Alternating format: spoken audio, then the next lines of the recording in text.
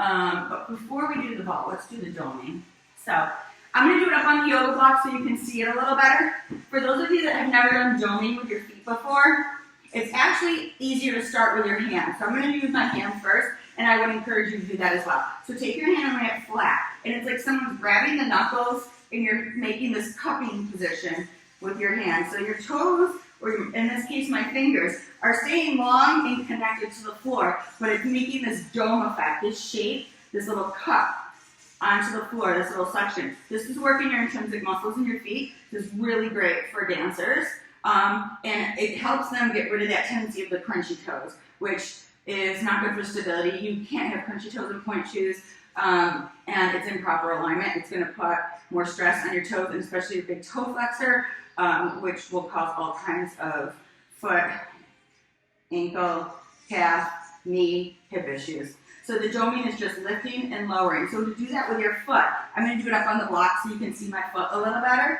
I'm going to keep my toes long, and I'm just going to dome my foot up. So there's that little cupping under here. Release, lift, release, lift, release. And this is an exercise that dancers should do on a regular basis to strengthen their feet and work their feet in a correct alignment without those toes crunching. So I would do about 10 of these domes.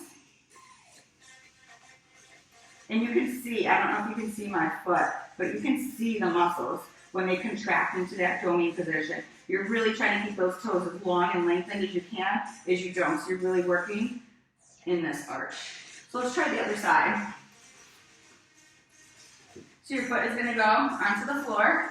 You can even do this sitting in a chair, or so that you're sitting up above and just work the foot. It's kind of awkward doing it on the floor on here, but I'm trying to get you to see the visual. So we dome and down. And you might notice that one foot is stronger or takes to this a little bit easier if you've never done this than the others. And that's normal. And just keep doing it. So the more you do it, the more it's going to become muscle memory. I was recently in a training for neurokinetic therapy, and it's a basic course in dysfunctional movement correction. And a lot of people go to physical therapists and trainers when they have an injury, and it's usually due to a dysfunctional movement pattern. 2 more of these. And in order to fix it and have that become a brain-body connection, it takes 700 repetitions of that connection to fire correctly to correct the dysfunctional movement pattern.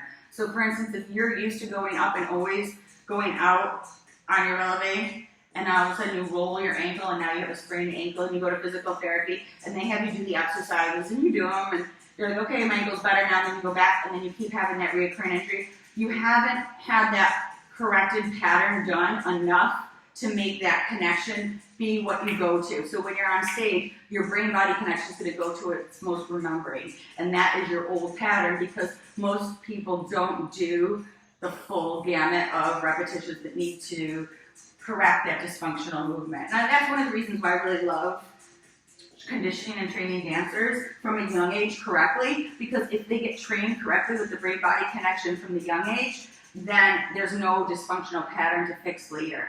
And usually the dysfunctional patterns aren't an issue until they get 10, 11 and start really working more advanced moves, and that's when they tend to get more injuries and have repetition of the same recurring issue. So it's really important to start at a young age. Our next exercise, sorry, I went off on a tangent, is our piano toes. So if you've never done this exercise, again, it's articulating each toe individually. It really works all of the digits. So I call it piano toes. I've heard it called piano toes. I've heard it called some other things too. But I think for kids, it's easiest to think if your hands are on the keyboard and you're going to play the scale and you go 1, 2, 3, 4, 5, 5, 4, 3, 2, 1, right? It's the same thing, but you're doing it with your toes. Now, this is extremely hard. My left foot is not good at all, and my fourth toe is not good at all, too. So you can assist yourself. You can hold the other toes down, but basically what we're going to do is you're going to alternate. One toe goes up, then the next toe, next toe, next toe, baby toe, and then baby toe.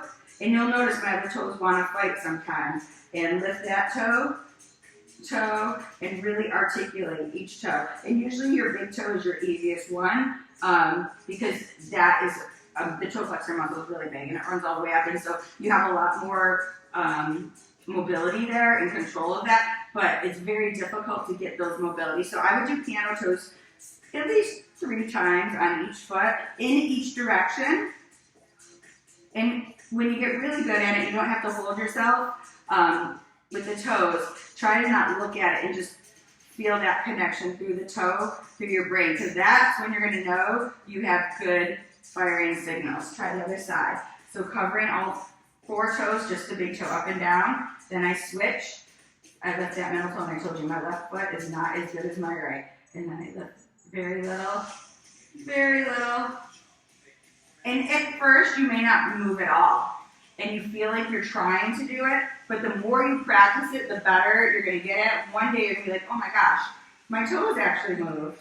So I would really encourage you not to give up and actually try to make it happen. And even if you have to like give yourself a little assistance, just so you feel what that feels like. So I would do that 2 to 3 times on that side.